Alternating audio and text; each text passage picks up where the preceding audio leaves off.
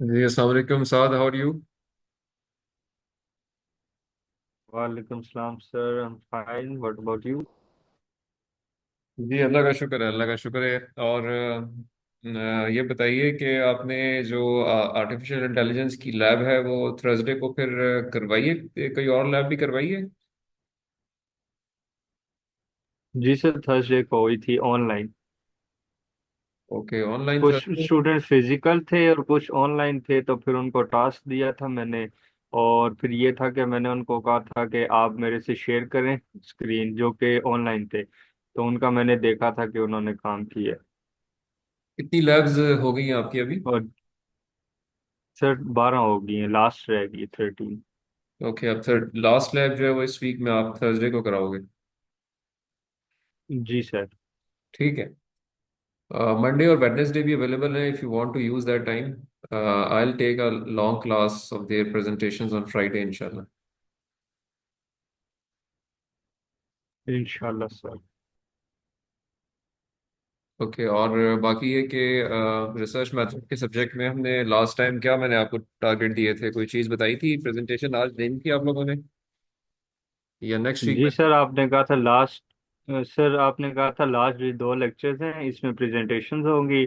और कुछ मेरा जो रह गया एक टॉपिक, वो मैं कवर करूँगा। ओके, तो लास्ट क्लास में हमने क्या कवर किया था? सर लास्ट में हमने वो पेटेंट्स किए थे, उन उसके बारे में देखा था डिफरेंट एस्पेक्ट से। और कॉपीराइट्स और वो वाला टॉपिक हमने कवर किया था। ओके, यानी हमने पेटेंटिंग, इंटेलेक्चुअल प्रॉपर्टी, कमर्शलाइजेशन वाला फिनोमेना जो है वो कवर कर लिया था। और मेरे ख्याल में जो लास्ट चीज़ रहेगी that is the ethical concerns. Okay sir. So let me share the presentation. You can leave a message on the group and your colleagues to join it, and we can record the session. If they are not here, they can see it later.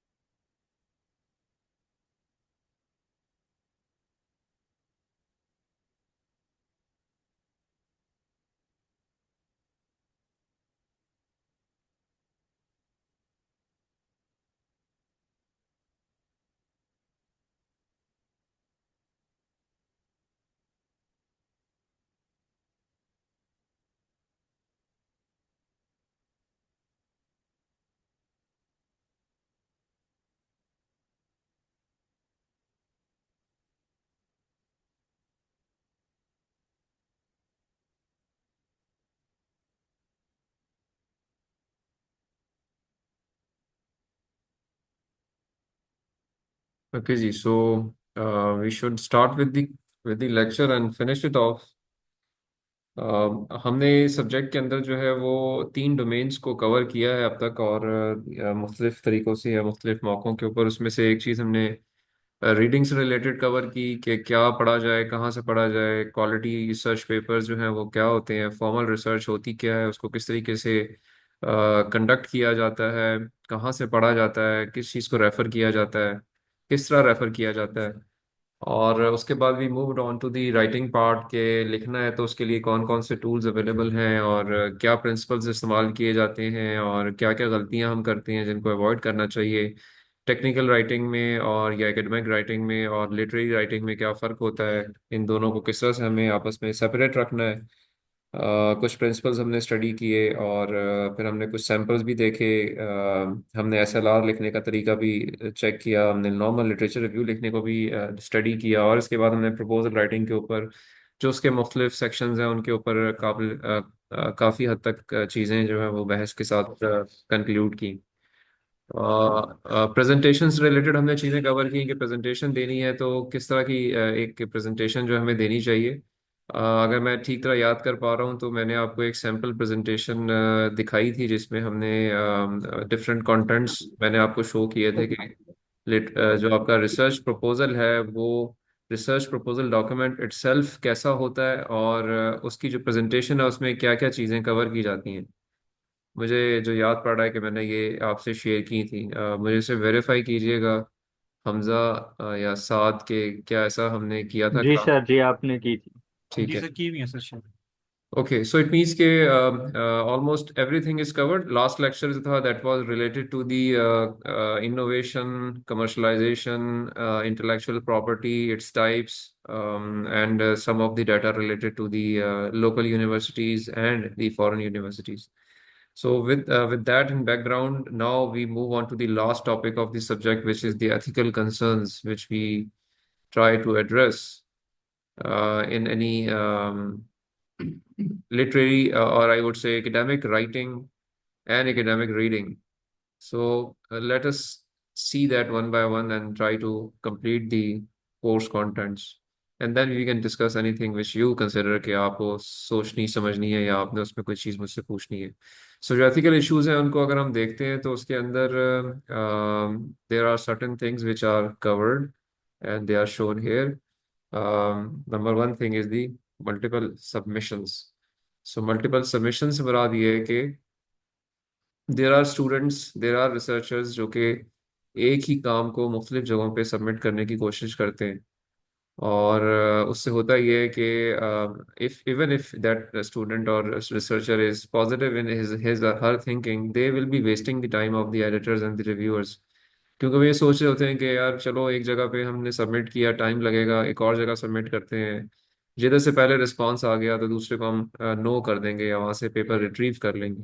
But this is a process जिसमें लोगों ने effort की होती है, और ultimately होता ही है कि एडिटर्स की लिंकेजेस भी होती हैं, और बहुत बहुत सारी दफ़ा जब कोई ये काम करता है तो वो चेक हो जाता है, पकड़ा जाता है.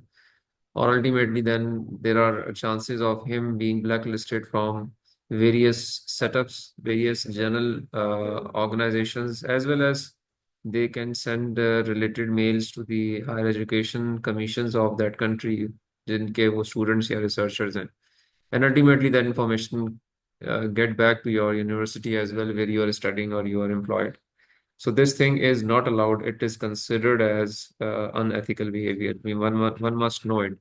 होता ही है कि बहुत सारे स्टूडेंट्स हमारे क्योंकि हमारे पीएचडी का एक क्राइटेरिया है कि जब तक आपका एक research paper impact factor journal में पब्लिश ना हो आपका, उस वक्त तक आपने आप काम को डिफेक्ट या उस थीसिस को लोकल और इंटरनेशनली इवेल्युएट करने की परमिशन नहीं होती. तो बहुत सारे पीएचडी स्टूडेंट्स जो है वो ये काम करते हैं कि एक ही काम को मुख्तलिफ जगहों पे सबमिट कर देते हैं. सो अगर कोई ये करना चाहता है तो वो he or she has to be very cautious. पहली बात तो ये कि वो मस्बत सोच रहा हो, क्योंकि कुछ लोग इसकी अगली स्टेज पे जाते हैं जो कि इसकी अगली अनएथिकल बिहेवियर में काउंट होती है, which is redundant publications. This means that a person has published a paper at one place and then tries to publish the same work into another place with maybe a different name, or sometimes with the same name, sometimes with translation. So without any disclosure of the earlier publication. So again, this is something which is unethical. One cannot publish same work at another place. Only one case is allowed, which is the translation, but with disclosure. कि आप अंग्रेजी से उर्दू में translate करके अगर कहीं एक different audience के लिए पब्लिश करना चाह रहे हैं तो then you have to categorically mention it in that translation. Otherwise such thing is not allowed. एक रूल ऑफ थंब है कि कम से कम 70% काम आप वेरी करें फिर किसी और जगह पे सबमिट करें. So the two things are unethical. So जो डिफरेंट टाइप्स ऑफ चीटिंग्स हैं उसमें जो हमारी मोस्ट पॉपुलर अंडरस्टैंडिंग या कहें जिसके ऊपर फोकस किया जाता है out of all others is the plagiarism जो मेंशन्ड है. बिकॉज रिसर्च में the other things may not be that much applicable, but plagiarism is a very common cheat which people do here. और जो अगर cheating statistics पे हम गौर करें तो जो दुनिया इस पे एक रिसर्च पेपर्स लोगों ने लिखे हैं और कुछ सर्वेज किए हैं तो उसमें पता चलता है कि तकरीबन 18% लोग जो है वो मास्टर्स प्रोग्राम में चीटिंग करते हैं.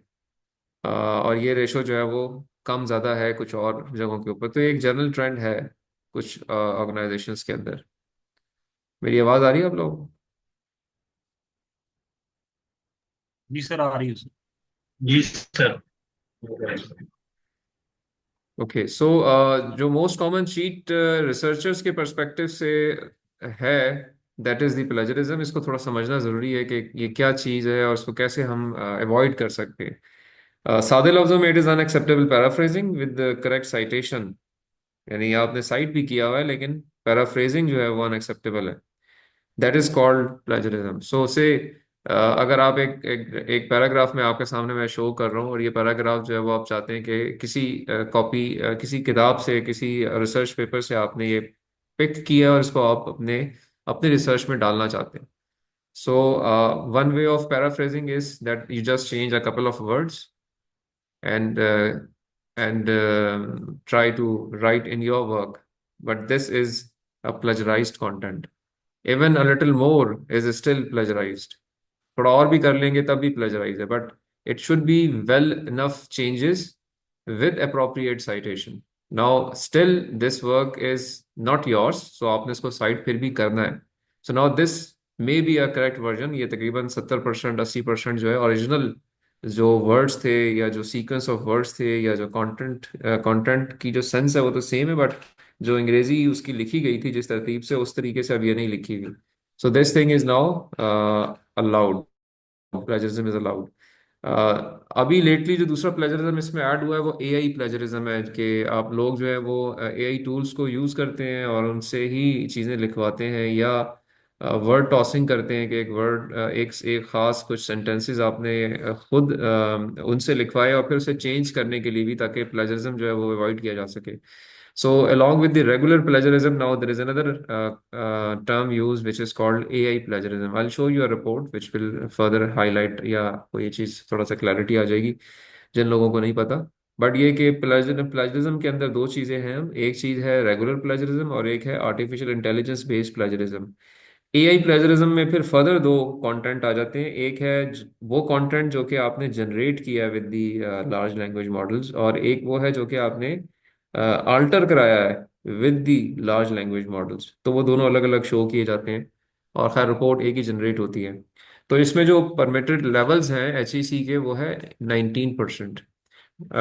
Late me show you the, अच्छा इसमें थोड़ा आगे चलते हैं, then I show you the HEC policy on that. एक तरीका ये है कि you change, alter it and give reference, and second, if you do not want to alter, then you can use the inverted commas, and the inverted commas with reference indicate that entire material has been collected from some source, it's not yours. So it will be still be shown as plagiarized content in your report, but the person who is signing that report, he or she can see that this has been appropriately mentioned by the writer. So that intelligence will come from that person who is verifying or writing something on your report. Because बहुत सारी दफ़ा ऐसा होता है कि आपके अपने research papers भी बीच में से यानी सेल्फ प्लेजरिज्म आ रही होती है, तो वहां पे अगर मोर देन लिमिट आ रही है तो उसको आप स्टिल ठीक कर सकते हैं। ठीक है जी, मेरी आवाज़ आ रही है? जिस तरह आ रही है जी बस। सर। मेरी बात समझ आई कि सेल्फ प्लेजरिज्म की जो मैंने बात की है इससे क्या मुराद है, कुछ इससे अगर आप मुझे एक्सप्लेन कर पाए कोई आप में से, what do you mean by self plagiarism? Sir plagiarism की आपने दो टाइप्स बताई हैं। एक प्लेजरिज्म की टाइप ये है कि आप जो डेटा आपने कहीं से रिट्रीव किया है आप उसको इस तरीके से मेंशन करें कि आपने उसके वर्ड चेंज ना किए हुए हों। और दूसरी टाइप ये है कि अगर आप उसको इन्वर्टेड कॉमास में डालें तो even then it will be counted as plagiarism, लेकिन it will be known to the examiner या चेकर है उसको पता होगा कि यार इसने इसको मेंशन किया है इन द इन्वर्टेड कॉमास, लेकिन it will still amount to plagiarism sir. ठीक है। और मैंने कहा कि सेल्फ प्लेजरिज्म एक चीज होती है, वो ये है कि बाज़ औक़ात आप को जो लिमिट अलाउड है उससे आप ज्यादा प्लेजराइज कंटेंट पे होते हैं, लेकिन वो आपका अपना ही कंटेंट होता है। तो उसको हम कहते हैं, जैसे आपने कोई थीसिस लिखा बट उसमें अपने किसी रिसर्च पेपर का कोई कंटेंट इंक्लूड किया, तो वो आपके अपने रिसर्च पेपर से उसको प्लेजराइज्ड शो करेगा सॉफ्टवेयर जो है, लेकिन जो आपकी रिपोर्ट को अटेस्ट कर रहा है वो वहां पे उस कंटेंट को आपके ओवरऑल कंटेंट में से सब्ट्रैक्ट कर लेगा कि ये इतना 10% जो ये सेल्फ प्लेजरिज्म हमारा है ये अलाउड है because it is his her own content. तो लीविंग दैट असाइड बाकी कंटेंट जो है वो उसको देखा जाए, या वो that is what should be the focus on. So self plagiarism जो है उसको भी अप्रोप्रिएटली इसी तरीके से इन्वर्टेड कॉमर्स में मेंशन किया जा सकता है और फिर अल्टीमेटली उसको ओवरऑल कंटेंट में से सब्ट्रैक्ट किया जा सकता है, whosoever science your report for the correctness of its plagiarism. ठीक है जी। सर इसमें क्वेश्चन है। जी। सर जो एक आर्टिकल हमने सबमिट किया था अराउंड 4 मंथ्स अगो, उसके अंदर सेल्फ प्लेजरिज्म की एक रेशियो थी जिसके ऊपर उन्होंने कहा था कि ये इनअप्रोप्रिएट है, इसको आप एड्रेस करें। जो हमारा क्रिप्टो वाला पेपर था, फिर हमने उसको रिड्यूस किया था। तो इसकी कोई रेशियो सर डिफाइंड है कि कितना परसेंट होना चाहिए और कितना परसेंट हाँ नहीं होना नहीं ठीक चाहिए? है, देखिए वो एक और जो जो वजह वहां पे ठीक करने की थी वो ये थी कि we cannot make anybody else outside our circle understand that it is our own plagiarism. They will sir take it as a plagiarized content because it would be showing something जिसपे उनके पास इतना टाइम नहीं है कि वो जाके उसको evaluate करें कि ये अपने अपने काम से ही plagiarized कर रहा है। सर सर मैं आपको जो बात बता रहा हूँ मैं बता रहा हूँ, जैसे आपका एक थीसिस है जो आपने आपकी यूनिवर्सिटी ने टेस्ट करना है और उसमें आपका सेल्फ प्लेजरिज्म आता है, तो सर वो सर आपकी लोकल अथॉरिटीज उसको वेरीफाई कर सकती हैं और वो चूंकि उनकी जिम्मेदारियों में है तो वहां पे वो चीज is okay because the local report is for local consumption. Right sir. Anybody doing it abroad won't waste or have that much time to evaluate that this is a self-plagiarized content or from someone else because they will just take it as a plagiarism. So there, over there, we have to correct it. There is no other way, and there is no right limit sir, on that. बिल्कुल ठीक, बिल्कुल ठीक। ठीक है जी, over there we need to be under 20% to have some sane working या कहें कि जी जो आपके वैल्यूएटर्स हैं वो उसको ठीक समझेंगे। अगर उनको कहीं नजर नजर आएगा कि 20% प्लस के ऊपर है और वो उसमें भी इतना डिटेल में नहीं जाते लोग कि ये इसने अपने काम खुद ही शो किया हुआ है या कहीं और से किया हुआ है या क्या हुआ हुआ है, इसलिए वहां पे करना जो है वो इम्पोर्टेंट है। उधर आपको सिंगल सोर्स भी कम करना पड़ता है और ओवरऑल प्लेजरिज्म को भी जो स्टैंडर्ड हमारा है HEC का विच इज 19% उसके अंदर रखना चाहिए। खैर ये भी सर थोड़ी देर ठीक। में दिखाता हूँ मैं दोबारा, वहां पे आप दोबारा पूछिएगा। बट ये कि एक तरीका ये है अपने आप को कवर करने का, और एक तरीका ये भी हो सकता है कि आप स्टार्ट पे या एंड के ऊपर इसको इंक्लूड कर लें। और जिस तरह से मैंने कहा कि प्लेजरिज्म के अंदर जो HEC की पॉलिसी है मैं उसको खोल लेता हूँ और थोड़ा उसको देख लेते हैं। उसमें जैन AI के बारे में भी उनकी एक पॉलिसी आ चुकी है, वो भी आई विल बी इंटरेस्टेड कि आपको उसको भी देखना चाहिए कि, और मैं शेयर भी करूंगा आपसे पूरी उनकी जो जैन AI पॉलिसी है ताकि उसको अपने तौर पे आप बाद में पढ़ भी सकें। Let me share it with all.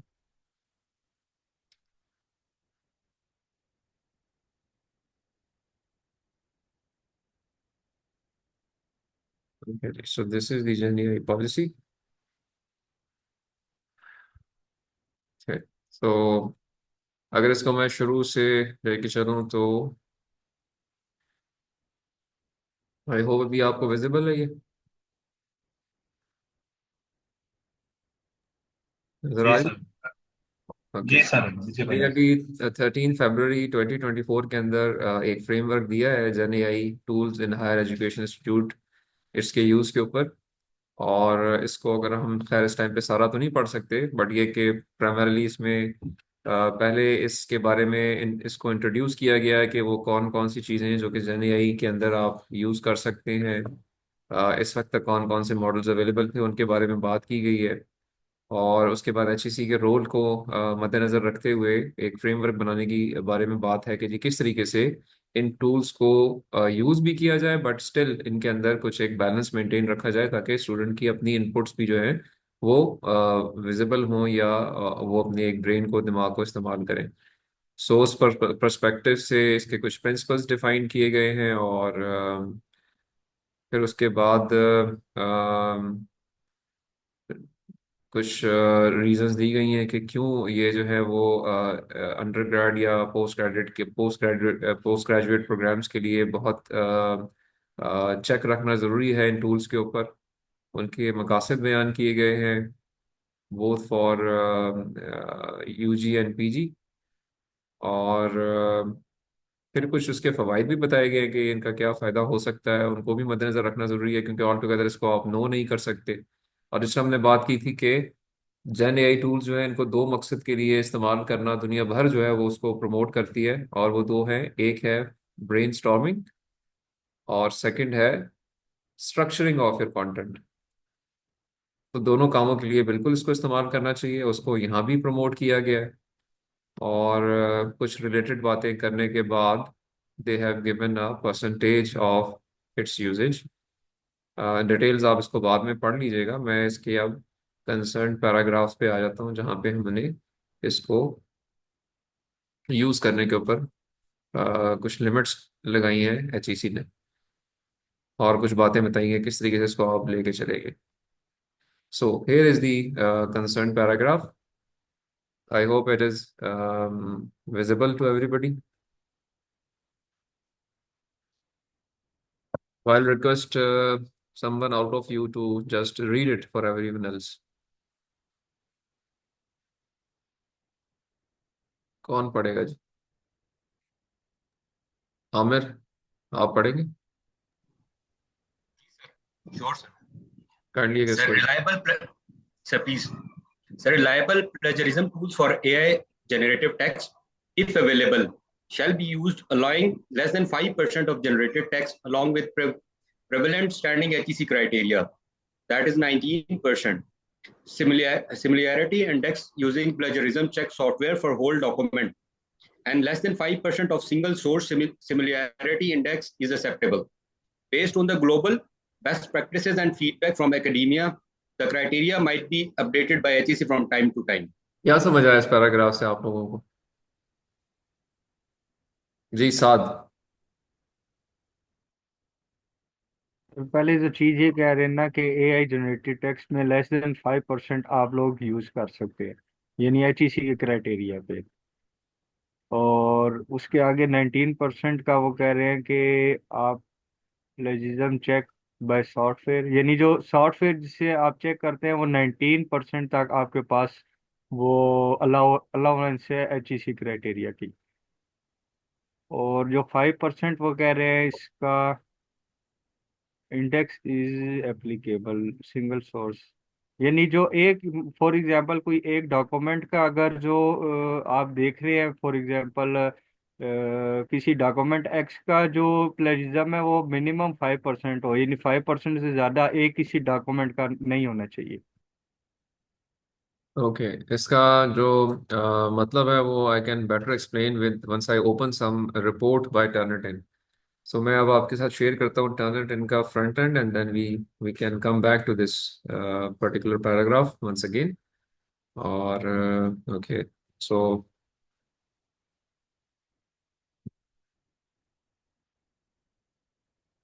we go on to the Turnitin. So okay, अभी आपको एक वेब पेज विजिबल हो जाएगा, आई एम श्योर।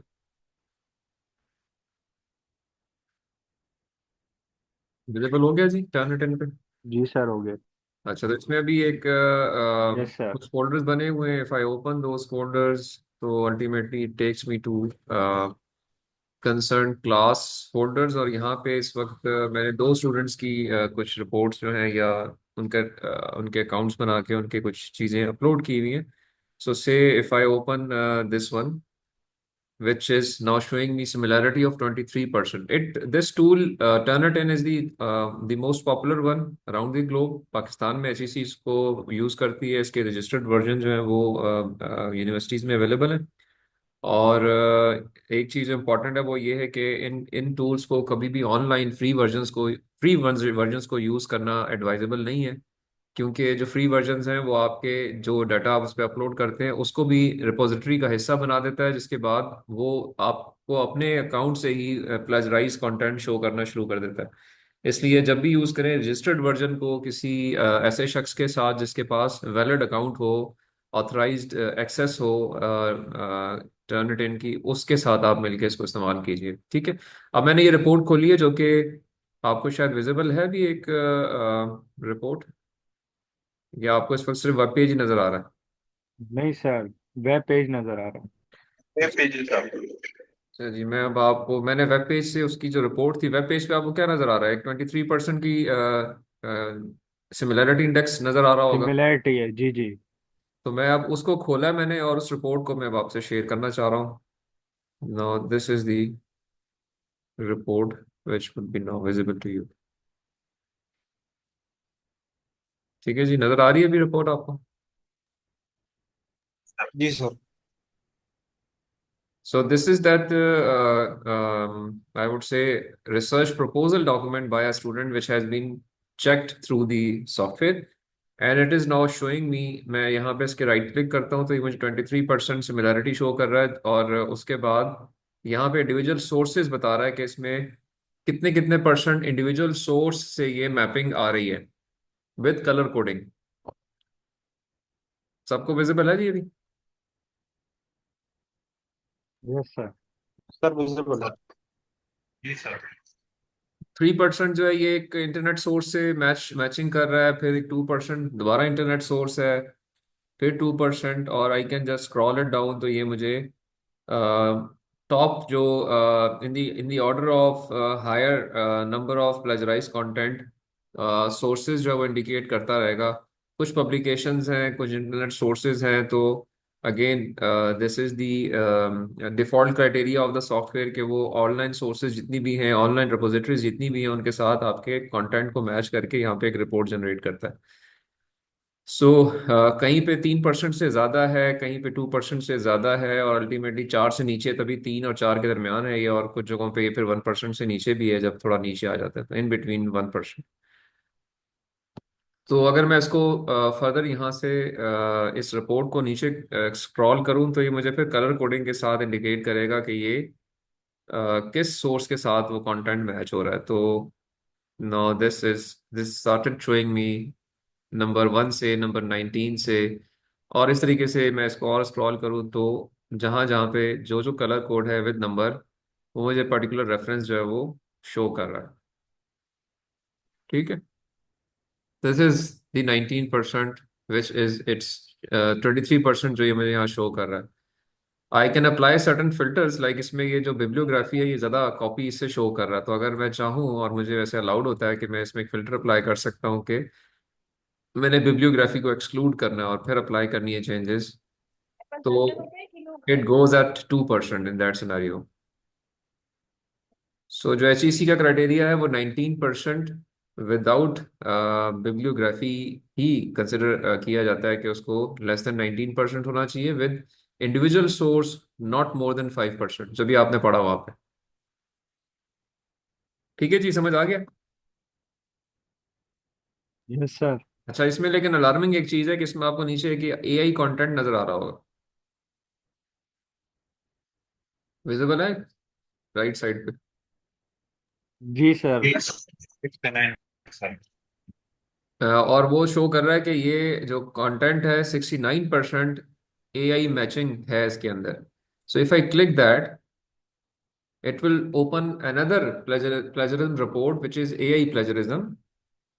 और मैं अभी आपको वो रिपोर्ट शो करता हूँ। लेट मी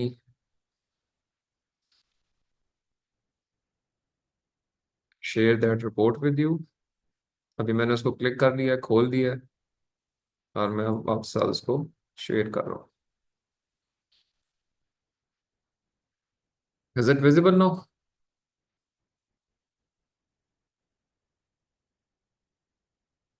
जी, नजर आ रहा यस है? सर। जी सर। इसमें ये दो कंटेंट शो कर रहा है, एक ब्लू कलर में और एक पर्पल कलर में। ब्लू कलर में कह रहा है कि AI जनरेटेड 13% है, which is likely AI generated text from a large language model.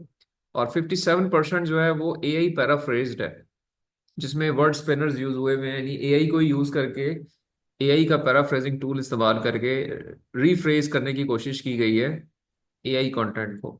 So if I just start scrolling it down तो it will now start showing me ये सारा का सारा जो इसमें ब्लू कलर में शो हो रहा है, ये AI जनरेटेड है लेफ्ट साइड पे जो। और फिर उसके बाद ये वो कंटेंट है जो कि वर्ड स्पिनर्स के थ्रू AI पैराफ्रेज हुआ हुआ है।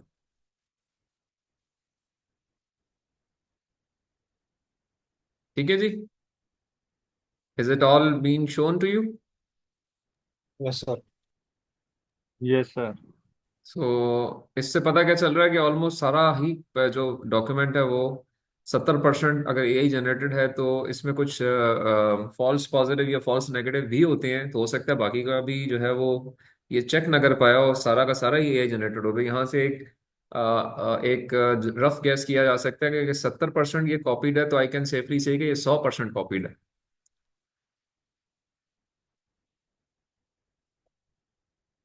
By copied I means AI generated है, अपना दिमाग नहीं इस्तेमाल किया स्टूडेंट ने। सो एक चीज ध्यान में रखिए कि रेगुलर प्लेजरिज्म जो है ज्यादा होना तो वो फिर भी एक रिस्पेक्टेबल है कि जी चलें, आपने मल्टीपल सोर्सेज को सर्च किया है, पढ़ा है और उसके अंदर से कुछ चीज निकालने की कोशिश की है। लेकिन दिस इज हाईली डिसरिस्पेक्टेबल कि अगर आपने एआई जनरेटेड कंटेंट किसी को भेज दिया है, इससे तो टोटल ये शो होता है कि आप धोखेबाज आदमी हैं। You are trying to do something, trying to consider the other person sitting across the table कि he is a goof, he or she is a goof. सो बहुत ही बुरी इंप्रेशन जाती है अगर आपका एआई कंटेंट जो है वो निकल आए आपकी डॉक्यूमेंट के अंदर। तो याद रखिए, रेगुलर प्लेजरिज्म आपका ज्यादा है, उस पर लोग इतना बुरा नहीं मनाएंगे, लेकिन इसके ज्यादा होने पे आपकी सारी रिस्पेक्ट जीरो हो जाएगी।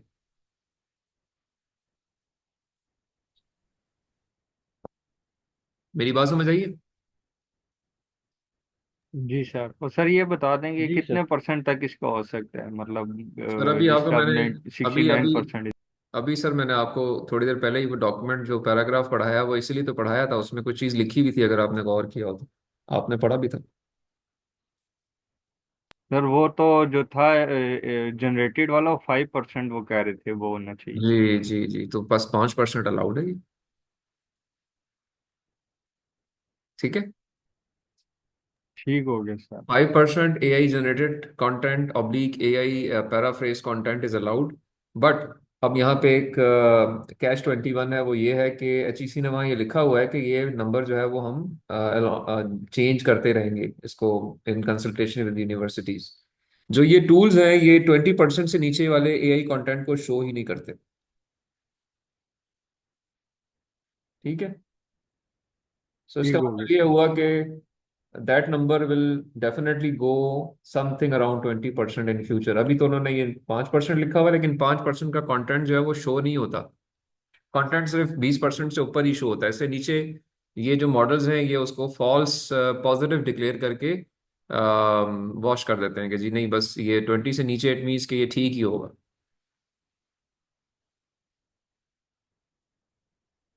बट जो नंबर दिया हुआ है वो 5% का ही है। तो अब मैं अगर दोबारा इसको आप दोबारा उस पॉलिसी पे चला जाऊंगा, इसको मैं अब बंद कर रहा हूँ। आई होप इसके अंदर और कोई सवाल किसी का नहीं है, अगर है तो पूछिए। कोई क्वेश्चन जी यहाँ नो तक? सर। अच्छा। So if there is no question, then I go back to the HEC Gen AI policy and I'm sharing it again। और वो अब हाईलाइटेड पोर्शन दोबारा आपको नजर आएगा, उसको एक दफा जरा दोबारा गो थ्रू कीजिए और अब आप रिलेट करें जो डॉक्यूमेंट मैंने आपको दिखाया है उसके साथ।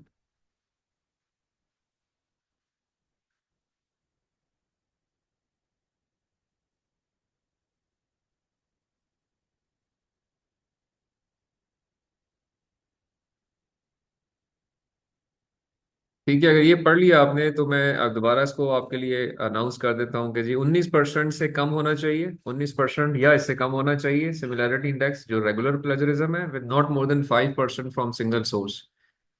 और इन पैरेलल जो AI कंटेंट है वो भी लेस देन 5% होना चाहिए, इक्वल भी नहीं, लेस देन 5%। बट इससे मैंने कहा कि टूल्स जो है वो 20% से नीचे पे रिपोर्ट को शो ही नहीं करते, तो इट मीन्स इफ अगर वो इस तरह का केस है तो ऑटोमेटिकली आपका केस जो है वो पास है। बट इसके साथ ही HEC कहती है कि आप एक सर्टिफिकेट भी देंगे when ever you right your research work, जो कि यहाँ पे अगेन हाईलाइटेड है। साथ पढ़ोगे इसको, क्या लिखा हुआ है इसमें? सर इसमें नेम ऑफ स्टूडेंट है, I name of student, I solemnly declare that research work presented in my UG, MS, PhD project or thesis, as the case may be titled, project slash thesis title is solely my research work with no significant contribution from any other person or generative AI tool. Small contribution help wherever taken has been duly acknowledged, cited, and that complete project thesis has been written by me in accordance with the latest plagiarism policy declared by HEC and my respective university in line with the policy for use of generative AI tools. ठीक है। सो इसका मतलब ये हुआ कि आपको एक certificate भी अपने थीसिस के साथ देना होगा, जिसका मकसद ये है कि कहीं आगे ये चीज़ डिटेक्ट हो कि ये काम जो है वो आपका नहीं था। लाइक ये नीचे इसके अंदर एक और सर्टिफिकेट भी है कि इसको आप पढ़े दोबारा। इसमें लिखा है कि I undertake that if I am found guilty of any plagiarism in the above title project thesis even after award of UG, MS, PhD degree, the university reserves the right to withdraw, revoke, cancel my degree, and that HEC and the university has the right to publish my name on the university oblique HEC website on which names of students are placed who submitted plagiarized projects and thesis. तो ये आपसे certificate जो है वो as पर new policy HEC ने bound किया universities को कि वो ये लें। ठीक है। और again this might be updated from time to time. So this is the complete policy. I'll share it on the group, on the LMS. इसको आप देख लीजिएगा अपने एंड के ऊपर और अल्टीमेटली इसको अप्लाई करिए। और मैंने कहा कि AI plagiarism is more dangerous than the regular plagiarism, तो वो थोड़ा आप सब उस चीज़ को अपने ध्यान में रखें, ख्याल रखें। तो this with this we end the plagiarism content या अनएथिकल कंसर्न्स में जो प्लेजरिज्म वाली चीज़ है वो मैं ख़त्म करके मैं अब दोबारा प्रेजेंटेशन पे आता हूँ कि जो बाकी चीज़ें हैं वो क्या क्या हैं, उनको ज़रा देख लिया जाए। कोई सवाल है तो आप पूछ सकते हैं मुझसे। Any question till this point?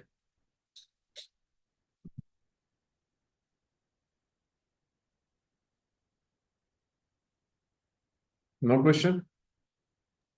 Sir एक क्वेश्चन ये है कि जो आपने प्रीवियस लेक्चर में कहा था कि आपके जो कंटेंट को मतलब वो जो इंग्लिश इम्प्रूव करके देता है वो चीज़ ये एआई जनरेटिव कैच नहीं करेगी?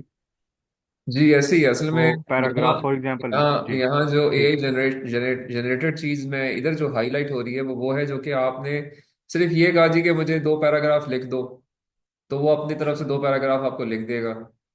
फिर आप कहेंगे जी इनको रीवर्ड कर दो, वो आपको रीवर्ड कर देगा। तो ये तो चेक हो जाएंगी, सॉफ्टवेयर इनको चेक कर लेगा क्योंकि लिखे भी उसी ने, रीवर्ड भी उसने किए। यस, अगर आपने लिखी उल्टी सीधी अंग्रेजी लिखी आपने और आपने कहा कि इसको रीस्ट्रक्चर कर दो, तो तब वो चीज आपके प्लेजरिज्म के अंदर नहीं आएगी क्योंकि वो आपका कंटेंट है, आपने लिखा था, उसने सिर्फ आपकी अंग्रेजी ठीक की है। ठीक समझ? होगी सर, क्लियर। हाँ।